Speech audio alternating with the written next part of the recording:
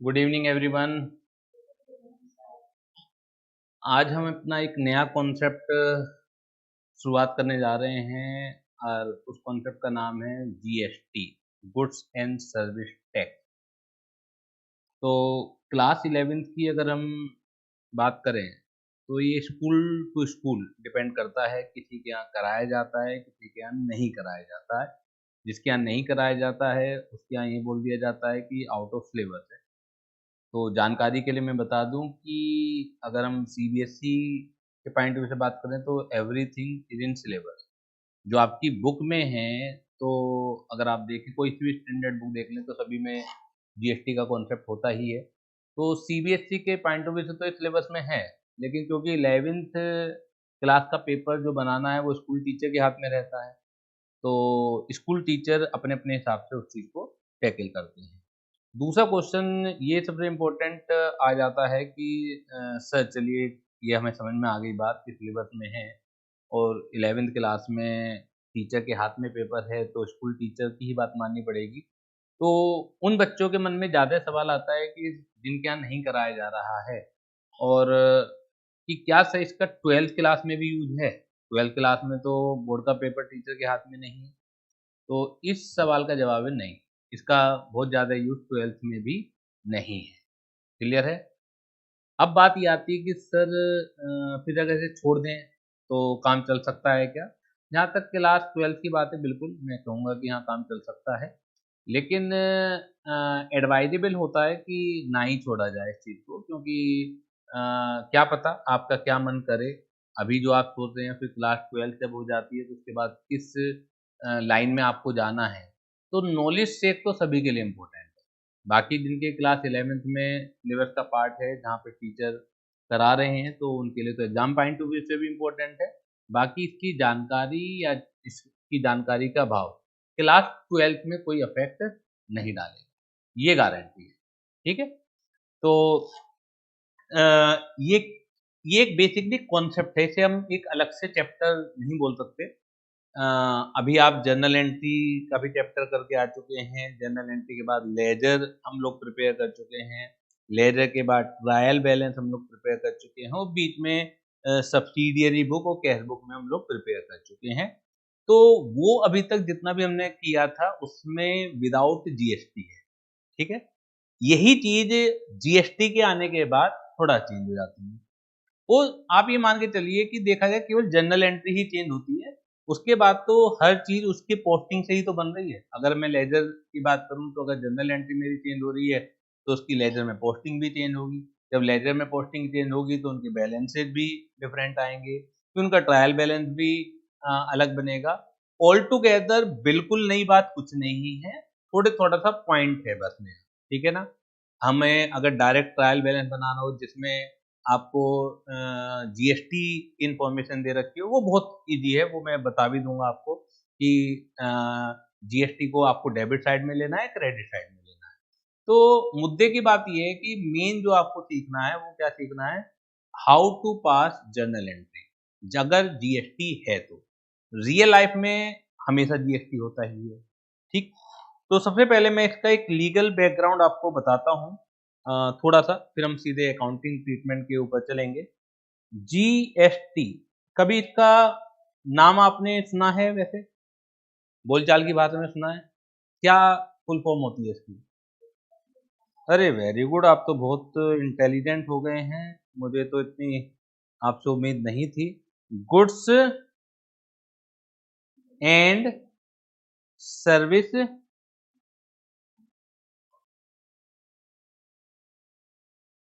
मेरा दिल तो बाग-बाग हो गया है ये सुन के कि आपने इसकी फुल फॉर्म बता दी। Goods and service tax. ये जब भी आप कोई बाज़ार से गुड्स परचेज़ करके लाते हैं, तो आपको ये मालूम ही नहीं होता कि उसमें कितना कॉस्ट है और कितना वो सरकार हमसे टैक्स ले रही है। आप अगर पेट्रोल भी परचेज़ करते हैं, ₹100 लीटर है, तो सारा का सारा कॉस्टिंग नहीं है। जो लोग भी सेलर हैं, वो सारी उनकी कॉस्टिंग नहीं है। कॉस्टिंग शायद उनकी 40 के आस-पास आती है और 60% टैक्सेस के रूप में जाते हैं। ठीक है? ऑल्दो पेट्रोल पे गुड्स एंड सर्विस टैक्स नहीं लगता, किसी दूसरा टैक्स लगता है। मैं सिर्फ एक जानकारी के लिए, आप अगर आप एक बिस्कुट का पैकेट भी खरीद के लाते हैं, एक चाय की पत्ती का भी पैकेट खरीद के लाते हैं, तो सारा का सारा वो सेलर की जेब में नहीं जाता। आप टाटा टी कंपनी की चाय ले रहे हैं, आप लिप्टन की चाय ले रहे हैं या किसी और ब्रांड की चाय ले रहे हैं, जो भी प्रोडक्ट बाजार में आप खरीद के ला रहे हैं, वो सारा सारा सेलर की जेब में नहीं जाता, उसमें गवर्नमेंट की भी पार्टनरशिप होती है, जो वो टैक्स के माध्यम से हमसे रिकवर करती है। अब सबसे पहले मैं डिस्कस करूंगा कि गुड्स एंड सर्विस टैक्स के टाइप क्या है। थोड़ा सा पहले मैं लीगल बैकग्राउंड की बात करूंगा, उसके बाद हम अकाउंटिंग ट्रीटमेंट की बात करेंगे, जो क्लास 11th के पॉइंट ऑफ व्यू को ध्यान में रखते लिए हमारे लिए रेलेवेंट है। सबसे पहले हम बात करेंगे टाइप ऑफ जीएसटी। इसका भी जवाब दे सकते हो क्या? अगर इसका जवाब दे दिया आपने तो मैं तो यहाँ से चला ही जाऊंगा, फिर तो आप ही को पढ़ाना पड़ेगा।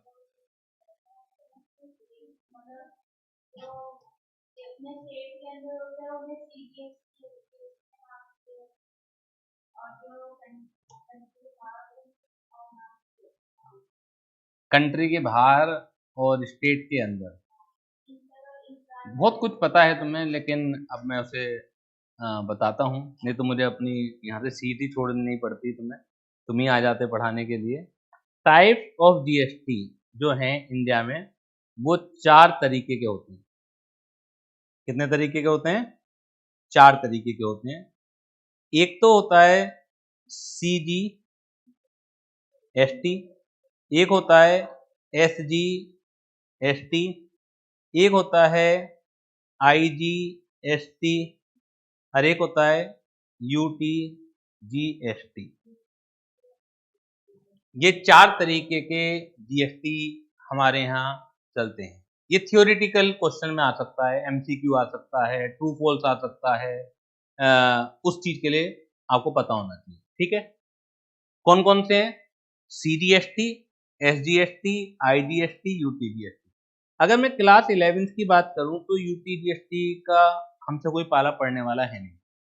ठीक है, it is not in your syllabus, ये कंफर्म है। तो हम अपनी जो स्टडी है वो केवल 3 तरह के जीएसटी तक सीमित रखेंगे।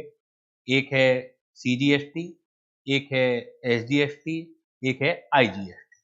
इनके फुल फॉर्म भी मालूम है क्या? CGST, देखो देखो जीएसटी का मतलब है गुड्स एंड सर्विस टैक्स में बड़ा इजी तरीके बताऊंगा।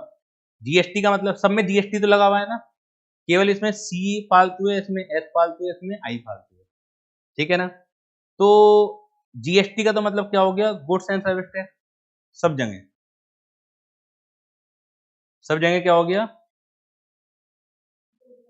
Goods and service tax. C का मतलब क्या है? सेंट्रल। बहुत इजीली तरीका मैंने आपको बता दिया। सी का मतलब क्या है यहाँ पे? Central goods and service tax. SGST की अगर बात करें तो गुड्स एंड सर्विस टैक्स तो कॉमन रहेगा, गुड्स एंड सर्विस टैक्स।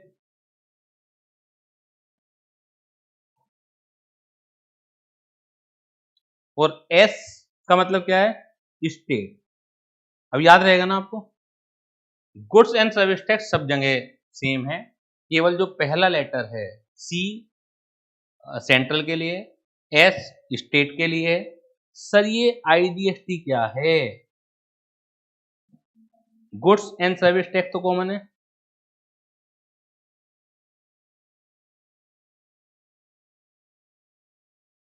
ठीक है ना? आई का मतलब क्या है? इंटरनेशनल। अरे भैया इंडिया में ही रह लो। इंटीग्रेटेड, इंटीग्रेटेड, ये मैं भी और एक्सप्लेन करूंगा। Integrated goods and service tax. UTGST होता है यूनियन टेरिटरी। जीएसटी तो समझ में आता है, तो यूटी जो लेटर है ये है union territory goods and service tax. जैसे लद्दाख जो केंद्र सरकार से गवर्न होता है, जिनकी अपनी राज्य सरकार नहीं होती है, तो वो खैर हमारे सिलेबस का पार्ट नहीं है, तो हम इस डिस्कशन को तो आगे नहीं बढ़ा रहे हैं। केवल 3 तरह के गुड्स एंड सर्विस टैक्स हमारे कोर्स में है, तो साथ के साथ अभी से क्रैम करना शुरू कर दीजिए। सबसे पहला है CGST यानी कि central goods and service tax, दूसरा है SGST यानी कि state goods and service tax, तीसरा है IGST integrated goods and service tax. ठीक है, अभी जैसे तुम लोग बात कर रहे थे नेशनल इंटरनेशनल, इंटरनेशनल को तो भूल जाओ, ठीक है। गुड्स एंड सर्विस टैक्स कभी भी इंटरनेशनल ट्रांजैक्शन पर नहीं लगता, नेशनल ट्रांजैक्शन पे लगता है। समझ आ रही है बात आपके? तो अगर आपको पहले से कहीं कुछ पता है तो उसे आप भूल जाइए, ठीक। तो अब मैं बात कर रहा हूं, ये तो हो गए टाइप्स ऑफ जीएसटी की। अब मैं बात करूंगा टाइप ऑफ ट्रांजैक्शन की। Type of transaction, type of transaction, type of transaction goods and service tax को ध्यान में रखते हुए दो तरह की हो सकती है मेरी। चुप हो जाओ, नहीं तो मुझे ही सीट छोड़नी पड़ेगी अपनी। टाइप ऑफ ट्रांजैक्शन गुड्स और सर्विस टैक्स को ध्यान में रखते हुए दो हो सकती हैं, या तो विद इन द स्टेट या आउटसाइड द स्टेट। जैसे नेशनल इंटरनेशनल की बात हो रही थी, तो इंटरनेशनल का तो जिक्र यहां होना ही नहीं। समझ आ रही है बात? इंडिया से बाहर से आप परचेज कर रहे हैं, इंडिया के बाहर से आप सेल कर रहे हैं, तो उसका जिक्र यहां नहीं होना, विद इन इंडिया ही सेल होनी है। ठीक है, तो टाइप ऑफ ट्रांजैक्शन में यहां पर भी लिख देता हूं, यानी कि विद इन इंडिया। एक एक चीज मैं क्लियर कर दूंगा। Type of transaction within India, within India में within the same state हो सकती है,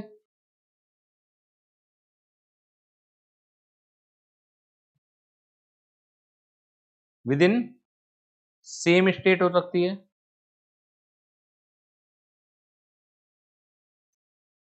और one state to other state हो सकती है, यानी कि एक स्टेट से दूसरे स्टेट में सेल परचेज हो सकती है। ठीक है, इस जीएसटी के पर्पज के लिए ही अलग अलग पर्पज के लिए अलग अलग डिवीजन ट्रांजैक्शन का होता है, जो with in the same state होती है। ठीक है, उसे हम यहां कहते हैं इंट्रा। इंट्रा का मतलब होता है within, intra state sale या परचेज। सेल है तो सेल, अगर आप परचेज कर रहे हो तो परचेज। समझ आ गई बात? जो from one state to another होती है उसे क्या कहेंगे हम? इंटर। इंटर स्टेट सेल या परचेज। यहां तक कोई भी डाउट हो बताइए।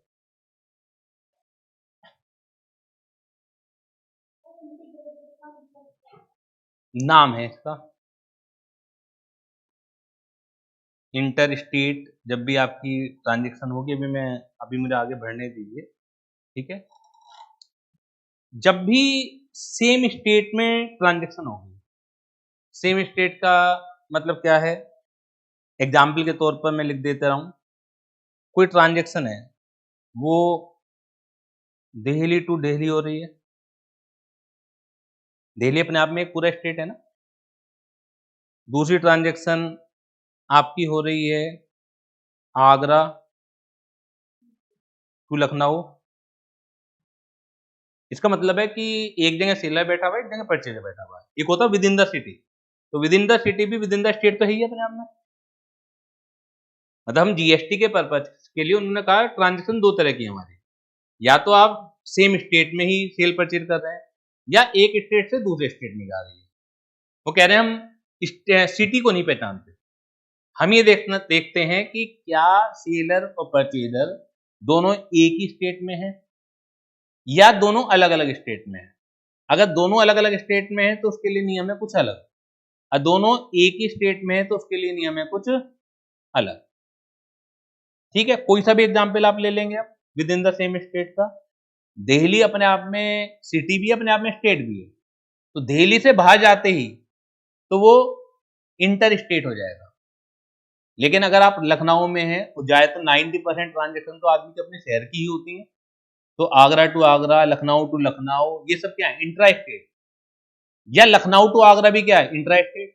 मतलब उसका शहर से फर्क नहीं पड़ता कि with in the same city हो रही है, या सिटी चेंज हो सकती है, लेकिन अगर स्टेट चेंज नहीं हो रहा तो सब एक ही है, और वो क्या है, इंट्रा स्टेट। ये सारे एग्जाम्पल समझ में आ गए।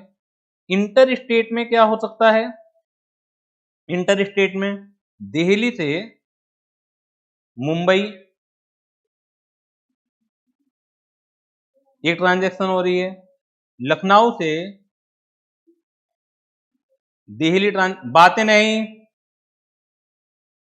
लखनऊ से दिल्ली ट्रांजैक्शन हो रही है। ये दोनों एग्जाम्पल क्या है, ये one state to another transaction हो रही है, ये है इंटर स्टेट। ठीक है, जब भी with in the same state होगी, जब भी with in the same state होगी, तो आपके ऊपर जो टैक्स लगेगा वो सीजीएसटी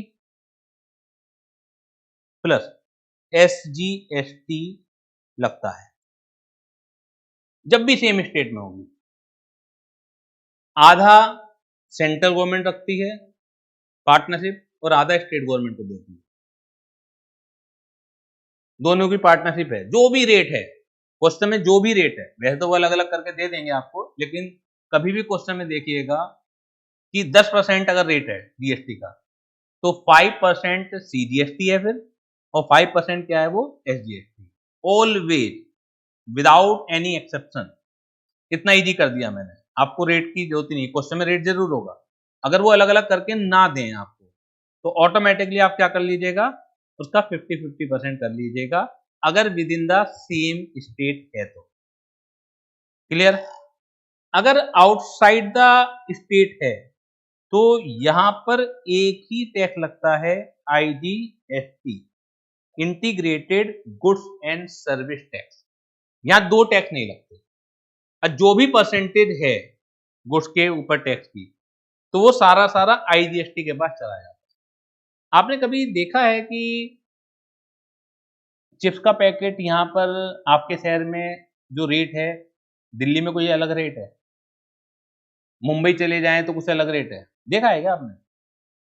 इसका मतलब है रेट ऑफ टैक्स जो भी है, अगर with in the same state में सेल हो रहा है, तो वो जो टैक्स है दो पार्टों में डिवाइड हो जाता है, जिसे हम सीजीएसटी और एसजीएसटी का नाम देते हैं।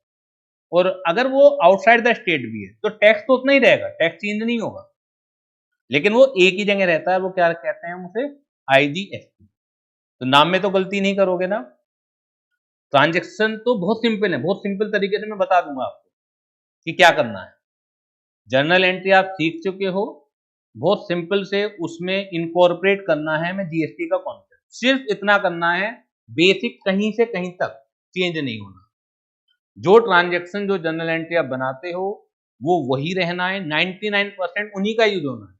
ये तो एक छोटा सा कॉन्सेप्ट है, उससे उसके अंदर शामिल करना है। फंडामेंटल चेंज नहीं होने। दिक्कत आती है फंडामेंटल को ग्रेस्प करने में। शुरुआत में नया सब्जेक्ट है, क्लास 11th में, इससे पहले कभी आपने देखा नहीं, अनजाना सा चेहरा लगता है, ठीक है ना, तो टाइम लगता है ना चीजों को। आपकी मित्र मंडली में कोई नया बंदा आ जाए तो उसे भी आप एकदम एक्सेप्ट नहीं कर पाते। तो ये नया, ये तो सब्जेक्ट ही नया है, इसकी तो एबीसीडी सीखनी है। तो यहां तक कोई भी प्रॉब्लम हो, कोई दिक्कत तो नहीं है। और जो भी अगर थ्योरी से भी रिलेटेड क्वेश्चन आता है, मैं कहता हूं कि आना चाहिए, तो आपका गलत नहीं होने का। अब देखिए सर, ये लगता कब है, जब भी सेल परचेज होगी हमेशा लगेगा, हमेशा लगेगा। बात समझ में आ रही है? हम जो ट्रांजैक्शन बनाते हैं, या तो सेलर की बुक में बनाएंगे या परचेजर की बुक में बनाएंगे, समझने की कोशिश करना। परचेजर भी कौन, जो बिजनेस चला रहा है, या जो बिजनेस नहीं चला रहा वो भी अपने यहां जर्नल एंट्री बनाता होगा। बिजनेस के लिए ही तो जर्नल बनते हैं। शुरुआत में आपने फंडामेंटल प्रिंसिपल देखे होंगे, बिजनेस एंटिटी कॉन्सेप्ट की, ओनर अलग है, और बिजनेस अलग है, वो क्यों है? यानी कि पहले आपका बिजनेस तो होना चाहिए। आप के फादर मदर सेलिड पर्सन है, सामान तो वो भी खरीदते हैं, तो उनके यहाँ जर्नल एंट्री थोड़ी बनती है। लेकिन मैं अगर अपने बिजनेस के लिए खरीदूंगा, मैं अगर अपने पर्सनल के लिए खरीदूंगा, तो उसकी जर्नल एंट्री थोड़ी बनती है। सर वो ड्राइंग्स के नाम से बनती तो है। ड्राइंग भी तब बनती है जब आप फर्म का पैसा यूज करते हो। अगर पर्सनल पैसा यूज कर रहे हो पर्सनल चीजों के लिए, मैंने अपने बच्चे की फीस स्कूल में दी पर्सनल पैसे से, और आपसे पूछा जाए कि क्या जर्नल एंट्री बनेगी, कोई जर्नल एंट्री नहीं बनेगी भाई। फर्म का पैसा निकाल के दिया तो फर्म का खर्चा नहीं है वो, तो इसलिए हम क्या कर देते हैं, drawings account debit. To bank क्यों करते हैं? क्योंकि फर्म से कैश तो जा रहा है। टू बैंक यानी कि आउटफ्लो तो फर्म से हो रहा है ना।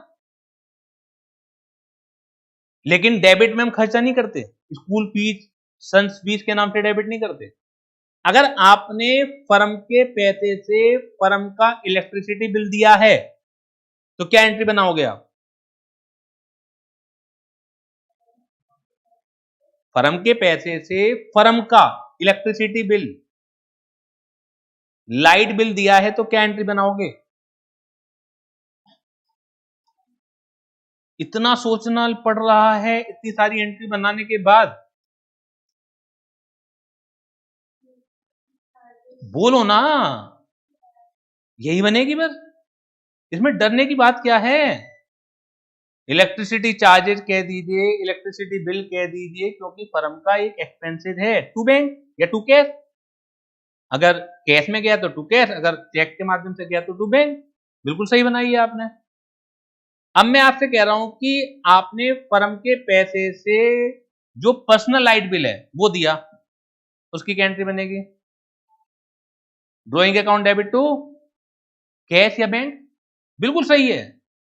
ये मैं क्यों रिवाइज करा रहा हूं? ये इसलिए रिवाइज करा रहा हूं कि कहीं पे भी अगर थोड़ा बहुत भी कॉन्सेप्ट में मिसमैच हो तो भी पता लग जाएगा। यानी कि आप जो एंट्रीज बनाते हैं वो फर्म के लिए जो भी सेल परचेज करते हैं उन्हीं के लिए बनाते हैं ना, पर्सनल चीजों के लिए तो एंट्री नहीं बनाते।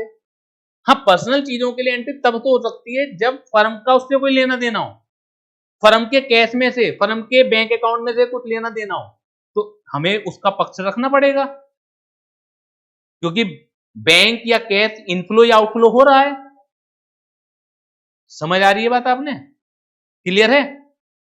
तो जीएसटी की जो भी एंट्री हम बना रहे हैं वो यही सोच के बनती है कि आप फर्म के लिए ही खरीद रहे हैं, और ऊपर क्वेश्चन में लिखा हुआ भी होता है नॉर्मली, आप फर्म के लिए ही खरीद रहे हैं। ठीक है ना? उसे आप रीसेल करेंगे या उसे आप अपने बिजनेस में यूज करेंगे। जैसे मैंने एसी खरीदा, अपनी क्लासेस के लिए एसी खरीदा, क्लियर है? इसमें 40,000 रुपए का आया, सपोज की इसमें गुड्स एंड सर्विस टैक्स 10,000 रुपए का। मुझे नहीं पता होता ना, मुझे तो पता 40,000 रुपए का है। तो जब मैं अपने यहां इसकी रिकॉर्डिंग करूंगा, अब क्योंकि जनरल एंट्री में वो जीएसटी को बताएंगे, अभी तक भी जनरल एंट्री बनाई है आपने लेकिन जीएसटी को नहीं बताया उन्होंने। अब उन्हें अगर जीएसटी को इनकॉर्पोरेट कराना है तो वो जीएसटी को बताएंगे, तो मुझे दोनों पार्टों को अलग अलग करना पड़ेगा। एक्चुअली जो मैं खरीदते वक्त जीएसटी देता हूं, मैंने 40,000 रुपए दिए, और ये क्लियर कट क्वेश्चन में होगा कि इसमें से जीएसटी कितना है। मैं उदाहरण के तौर पे ये मान लेता हूं कि 10,000 रुपए 10,000 इसमें जीएसटी है, तो एसी की वैल्यू कितनी बची? 30,000। सेलर के पास तो 30,000 जाएगा ना, गवर्नमेंट कितना लेगी उसमें से? 10,000। तो टोटल इस वजह से वो 40,000 आ रहा है।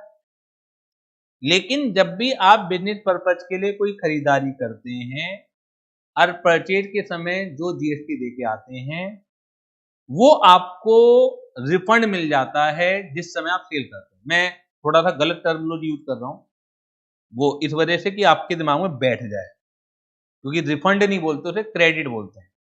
लेकिन क्रेडिट क्या है, कैसे मिलता है, कैसे सेटअप होता है, ये क्लास 11 की बात है नहीं। ठीक है, क्योंकि मुझे तो आगे तक की भी इसकी डेप्थ पता है, इसकी डिटेलिंग मुझे आगे तक की भी पता है। तो लेकिन मुझे ये भी ध्यान रखना है कि वो भाषा यूज करनी है जो फिलहाल आपके समझ में आ जाए। ठीक है, तो रिफंड बोल दीजिए या क्रेडिट बोल दीजिए। रिफंड से तो ऐसा लगता है कि जैसे गवर्नमेंट वापस दे दी, गवर्नमेंट के हाथ में एक बार पैसा चला के वापस नहीं मिलता। तो सही वर्ड है उसका क्रेडिट, यानी कि कुछ एडजस्टमेंट होता है। ठीक है, वो क्या होता है, एडजस्टमेंट होता है। तो मुझे बताइए कि आपने 40,000 रुपए दे दिए, जिसमें से आपको पता है कि 30,000 रुपए आपके एसी की सेल प्राइस है और 10,000 रुपए क्या है, एक चीज के दिए हैं आपने। अब वो क्या चीज है, किस नाम से होगा वो मैं बताऊंगा, किस चीज के दिए हैं, जो कि आपको बाद में क्या मिल जाएगा, रिफंड मिल जाएगा, क्रेडिट मिल जाएगा। मतलब रिफंड में आपके समझाने के लिए बोल रहा हूं, वैसे क्रेडिट मिलेगा। तो ये 10,000 रुपए आपका खर्चा है क्या? खर्चा नहीं है बेटा, खर्चा वो होता है जो तुम्हें बाद में ना वापस मिले। मैंने किसी को सैलरी दी, 1 महीने किसी से काम करवाया, मैंने सैलरी दी, वो मुझे किसी भी सूरत में वापस नहीं मिलेगा। मैंने एसी खरीदा, दोनों में ही कैश आउटफ्लो हुआ, लेकिन दोनों का अंतर है, एक एसेट है, एक एक्सपेंसिव है। एसी को बेच के मैं अपना पैसा वापस भी ले सकता हूं, लेकिन किसी को सैलरी दे दी, कोई तरीका नहीं है।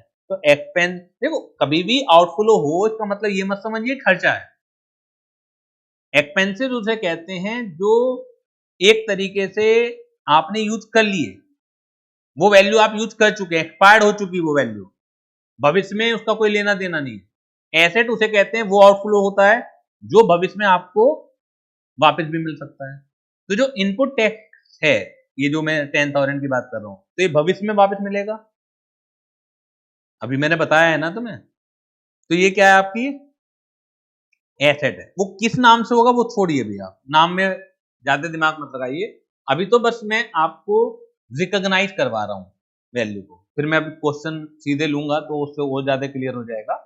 तो अभी तो मैं रिकॉग्नाइजेशन की बात कर रहा हूँ कि आपको किस दृष्टिकोण से, किस पर्सपेक्टिव से आपको वो चीज देखनी है। तो ये एसेट है, और एसेट क्या होती है, डेबिट होती है। एक्सपेंसिव भी डेबिट होते हैं, लेकिन एसेट भी क्या होती है, डेबिट होती है। यहां तक बात समझ में आ गई? किस नाम से डेबिट होगी वो हम देखते हैं। मोटा मोटा समझ में आ गया जीएसटी क्या है। क्लास 11th है तो क्लास 11th को ही ध्यान में रखते हुए हमें बात करनी पड़ेगी।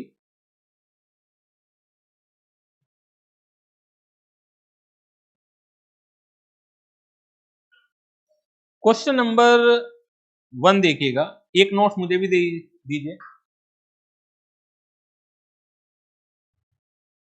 क्वेश्चन नंबर 1 देखिएगा, जर्नलाइज द फॉलोइंग ट्रांजेक्शन। पहले मुझे करने दीजिएगा, साथ के साथ कॉपी मत कीजिए।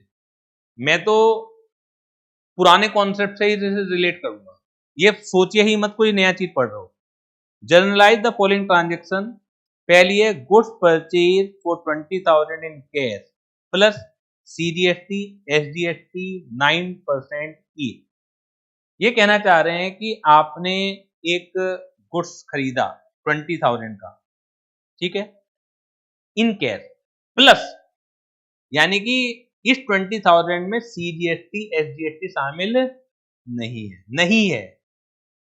ठीक है, आप बाजार से चाय की पत्ती का पैकेट लाते हैं, माना उसने बताया 40 रुपए, तो 40 रुपए में जुड़ा हुआ होता है ना, क्योंकि क्वेश्चन अभी आगे ऐसे भी आएंगे कि आपकी वैल्यू में जुड़े हुए भी हो सकते हैं। तो मैं कैसे अलग करूंगा वो भी देखना है, वो मैथमेटिकली अलग करना पड़ेगा। क्योंकि अभी जो मैंने उदाहरण दिया था कि अगर मैं 40,000 रुपए का एसी खरीद रहा हूं, तो मुझे ये देखना पड़ेगा इसमें कितना टैक्स है और कितना सामान की कीमत है, ये देखना पड़ेगा तुम्हें। समझ आ रही है बात आपके? अभी यहां पर क्योंकि जुड़ा हुआ नहीं है तो बहुत आसान है देखना। 20,000 में 9% अलग निकालोगे, वो सीजीएसटी के नाम से निकालोगे, अब फिर 20,000 में 9% और SGST के नाम से निकालोगे तो तुम्हें पता है कि ये जो 20,000 रुपए है ये गुड्स की ही कीमत है। क्या तुम तो परचेज कर रहे हो ना, क्या तुमने सोच के बताना, क्या तुमने सेलर को 20,000 दिए या कुछ और दिया होगा? कुछ और, वो कैलकुलेशन मैं कर लूंगा। कुछ और में क्या आएगा?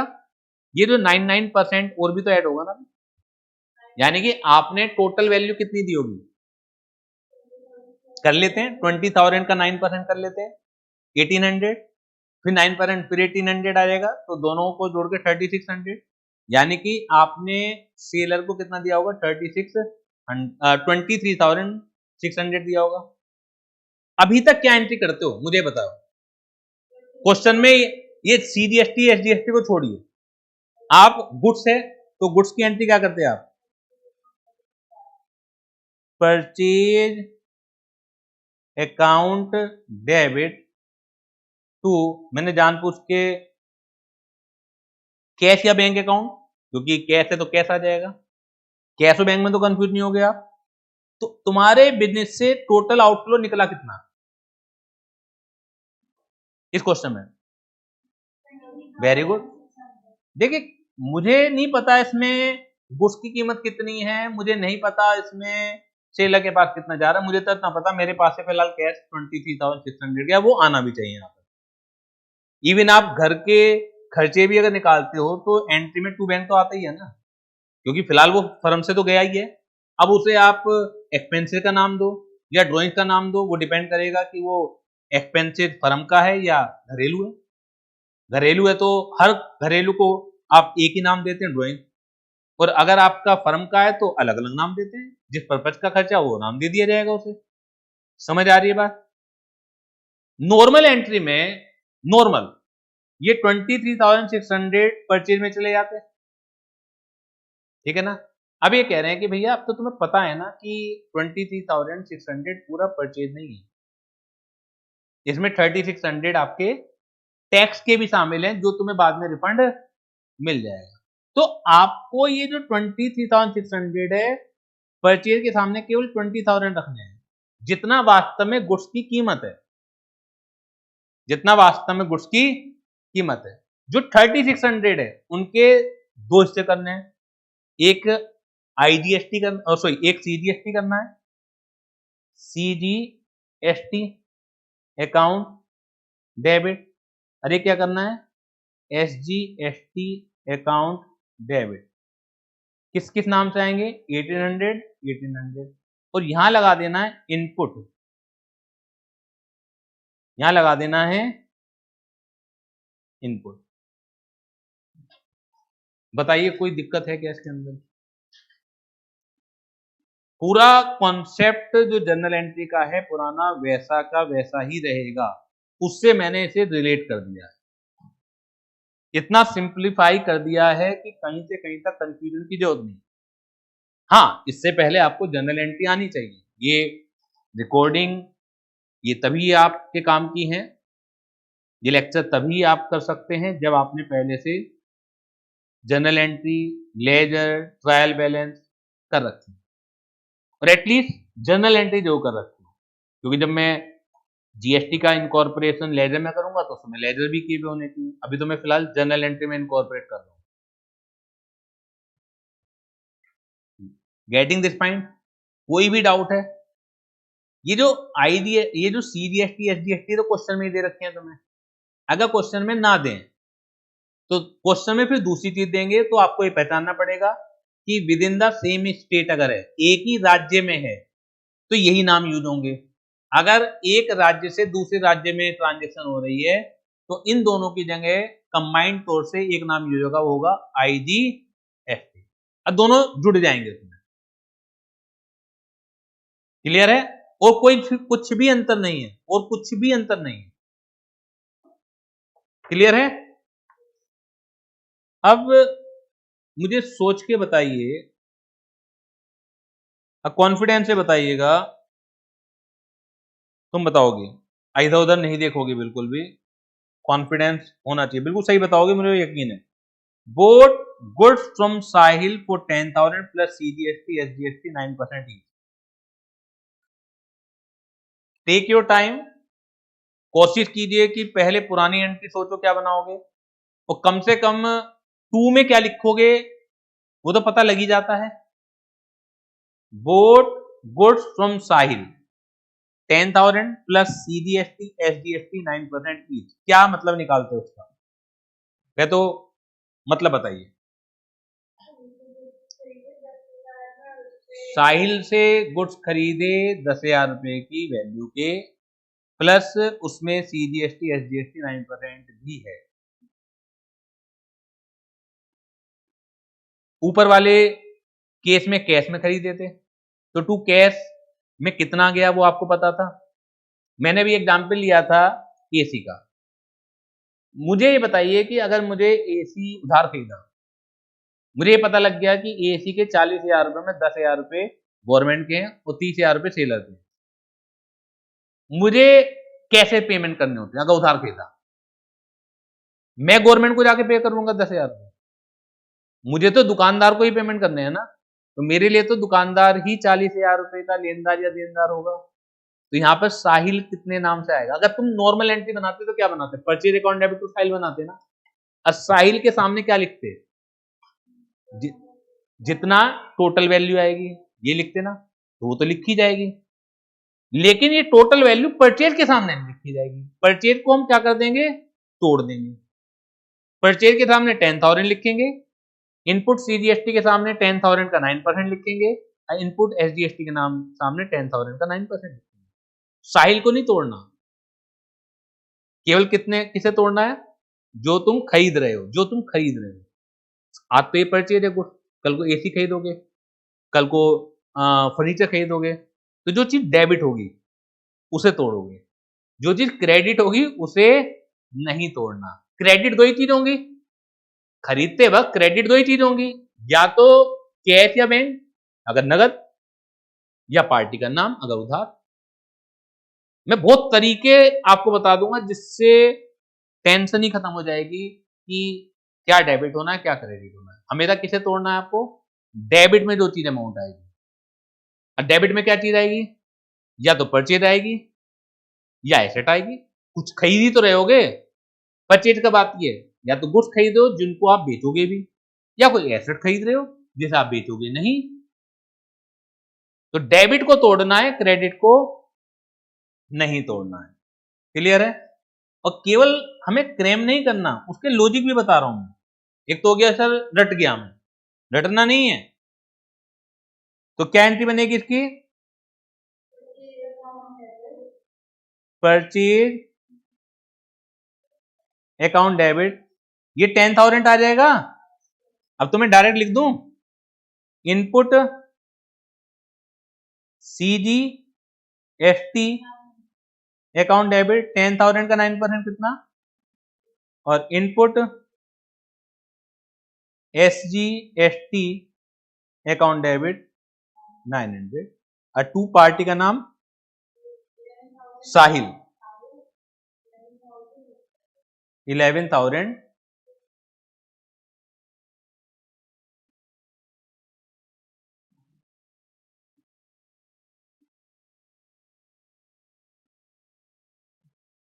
जीएसटी आने का मतलब ये नहीं है कि पुराने फंडामेंटल आप भूल जाओ, पहले पुराने फंडामेंटल को पूरा चेक कर लो। ये तो सिंपल सी एंट्री थी, अभी ट्रेड डिस्काउंट, कैश डिस्काउंट, ये सब शामिल हो जाएगा। तो आप तो पहले पुराने तरीके से बनाओ। थर्ड एंट्री क्या है तुम बताओ? Purchase goods from Kamal for 40,000 at a trade discount of 10% plus CGST SGST 9% each.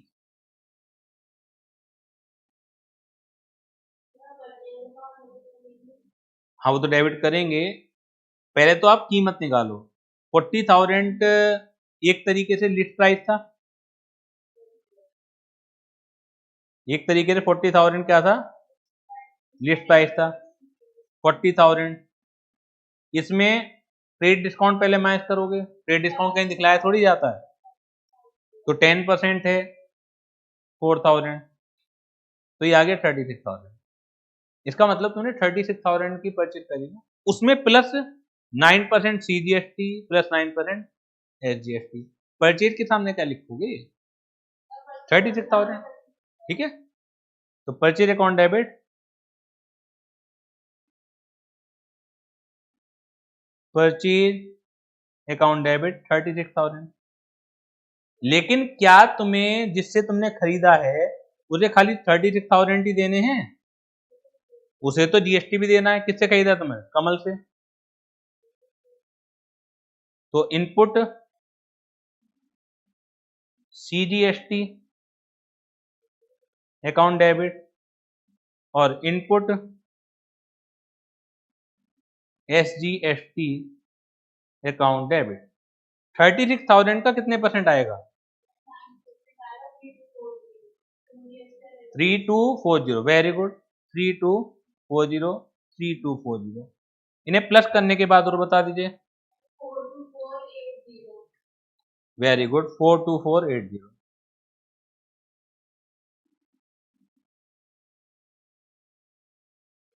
Narration आप लिख लीजिएगा। नरेशन में पहले बहुत बता चुका हूं।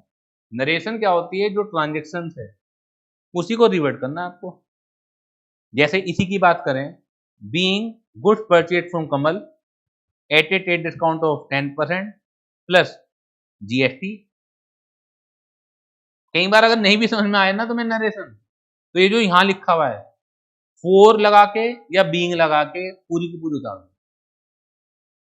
ब्लैंक तो नहीं रहेगा ना। वैसे तो इसे रिवर्ट कर दो। रिवर्ट का मतलब है जो तुमने समझ लो क्या। अरे भैया CBSE के विद्यार्थी हो तब रिवर्टिंग भी नहीं करोगे? थोड़ा बहुत चेंज नहीं करोगे?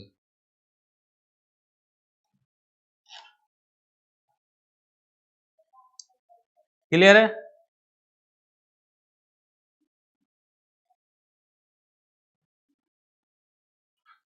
फोर्थ करिए पहले अपने आप कीजिए। 5 मिनट का मैं समय दे रहा हूं।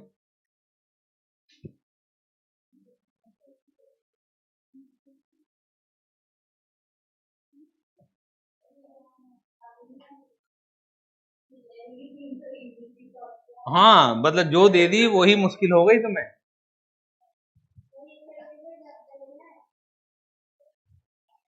चलिए ऐसा कीजिए, ये आपके लिए होमवर्क है। इस क्वेश्चन को पूरा घर से करके लाना है। ठीक है, शुरू की 3 मैंने करा दी हैं। आगे की एंट्रियों में भी आप ऐसा सोचना ही मत कि कुछ GST वाली चीज कर रहे हो। अभी केवल क्वेश्चन नंबर 1 करना है, केवल क्वेश्चन नंबर 1। तुमने क्वेश्चन नंबर 1 कर लिया ढंग से समझ के, ठीक है, तो ये समझ ले 90% हो गया। फिर दिक्कत नहीं है। दिक्कत सिर्फ फंडामेंटल में है। Thank you.